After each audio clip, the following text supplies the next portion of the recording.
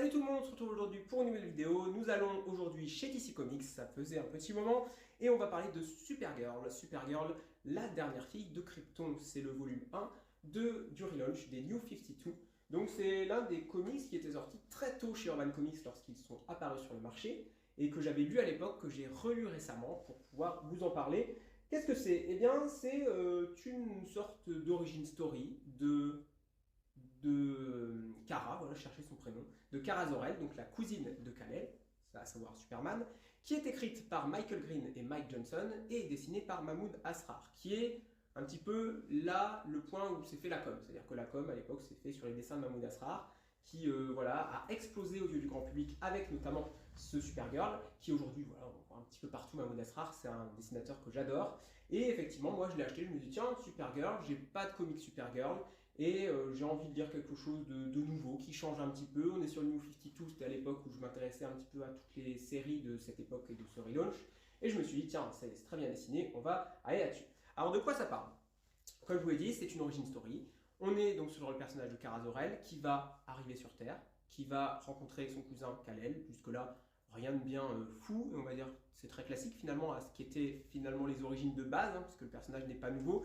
Il est apparu dans les pages de Detective Comics, qu'allais-je dire, d'Action Comics 252 en 1959, donc ça date quand même, et le personnage a eu différentes variantes. Par exemple, dans le Silver Age, c'est un petit peu parti en cacahuète avec des petits amis, etc. Ensuite, il y a eu des clones, il y a eu plein de variantes. Toujours est-il que ensuite on l'a revu, je vous en ai parlé il n'y a pas si longtemps que ça, dans Batman Superman de Jeff Loeb, où on l'a fait revenir, justement, il y a des interactions avec Darkseid, c'était vraiment très intéressant. Et là, à nouveau, nouvelle origin story, nouvelle apparition du personnage sur Terre, sauf qu'il y a une petite différence, c'est qu'elle va mettre en doute la véracité des propos de son cousin, Kal-El. Elle va être un peu plus perdue. C'est ça le point de vue, de se dire, tiens, elle arrive, elle a quitté la planète Krypton avec un cousin qui était un bébé, et elle qui était déjà une adolescente.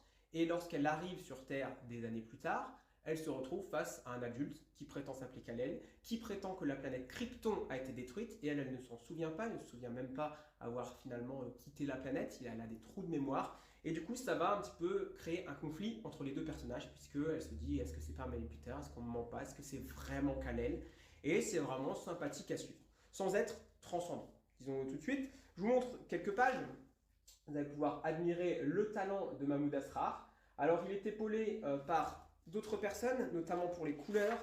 Il est épaulé par Dan Green à l'ancrage, mais il fait aussi de l'ancrage, Mahmoud Asrar. Et il y a Dave McKeag et Paul Mons pour les couleurs. Puisque selon les couleurs, les coloristes, etc., le style change. Hein. Mahmoud Asrar, c'est un style qui vraiment est adapté à jouer sur les couleurs, sur la manière de peindre, notamment, ou d'utiliser les crayons. Et ça se ressent. C'est-à-dire que quand on voit des sketchs où lui le fait, je pense que lui fait la couleur à ce moment-là, eh bien c'est un petit peu différent. Il y a différentes palettes, différentes choses. Alors il y a beaucoup d'action, il y a beaucoup de mise en place, on va dire, d'exposition. C'est très objectivement, d'un point de vue scénaristique, c'est pas la folie, c'est pas folichon. On a une histoire qui se découpe en deux parties. Une première partie où elle arrive sur Terre et où elle va essayer de savoir ce qui s'est passé, de savoir si elle peut faire confiance à son cousin ou pas. Et à côté de ça, on a une sorte de milliardaire scientifique qui veut manipuler Supergirl pour obtenir ses pouvoirs. C'est ultra cliché. Donc pas très fou. Et puis ensuite, dans la seconde partie du récit, on a une deuxième histoire où elle va devoir faire face à un nouveau type d'ennemi et elle va en apprendre un petit peu plus sur son passé, notamment sur son père, sur des choses qu'elle a créées. Ça laisse ouvert pas mal de suspense. C'est un peu blablateux, mais en même temps assez vide.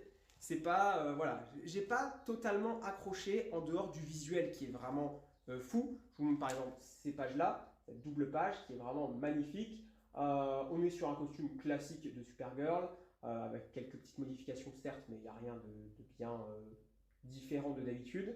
Mais voilà, le style de Mahmoud Asrar, c'était assez frais pour l'époque, je trouvais, et que c'était assez cool. Il y a pas mal de bagarres, mais voilà, encore une fois, je suis assez mitigé. C'est-à-dire que c'est le genre de comics que, à l'époque, j'achetais parce que, ouais, le dessinateur trop bien, et puis la couverture est cool. Puis finalement, à la lecture, c'est un peu plus décevant. C'est-à-dire que si vous êtes complétiste et que vous voulez vraiment partir sur autre chose, et même dans ce cas-là, si on veut de la nouveauté, je vous proposerai pas forcément Supergirl en priorité. C'est pas forcément une lecture que je vais retenir. Moi, je trouve que vraiment que voilà, j'ai ce volume 1, comme ça, j'ai un album de Supergirl dessiné par Mahmoud Asrar, c'est super cool. Mais au-delà de ça, je suis pas certain que ça en vaille plus la peine. Alors, je regarde un petit peu au niveau des auteurs ce qu'ils ont fait avant, parce que Michael Green, je connais pas forcément. Donc, il a fait du Superman Batman 44, ouais, il n'a pas fait grand-chose de bien fascinant, et Mike Johnson non plus. Donc ouais, les auteurs sont pas extrêmement connus, en tout cas à l'époque, je sais pas s'ils ont explosé depuis, peut-être que ça joue aussi.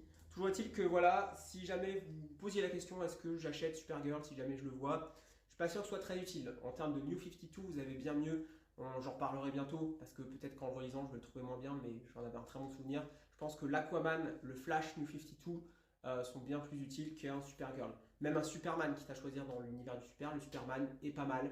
Il n'a pas fait l'unanimité à l'époque, mais il est vraiment cool, je trouve. Et puis bien évidemment, Batman New 52, Batman et Robin, qui sont les deux séries immanquables, mais bon, encore une fois, c'est du Batman.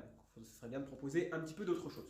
Donc voilà, ce Supergirl, c'est une lecture très dispensable, mais si jamais ça vous intéresse et que ça vous a plu au niveau des dessins, allez, je vous en montre une dernière pour la route, eh bien vous pouvez y aller, hein, ça ne coûte pas très cher, surtout que maintenant, moi je vous conseille de le trouver d'occasion, je pense que pas mal de gens essayent de le revendre, puisque c'est pas forcément un comics très recherché, un comics forcément très qualitatif, donc il y a moyen sur une brocante, sur un site de revente, ou voilà, vous croisez dans un easy cash ou ce genre de choses, eh bien vous pouvez toujours vous le prendre si jamais ça vous plaît et que vous le trouvez à petit prix. Voilà, c'est tout pour aujourd'hui. Nous nous retrouvons la semaine prochaine pour un nouveau comics. D'ici là, portez-vous bien. Ciao!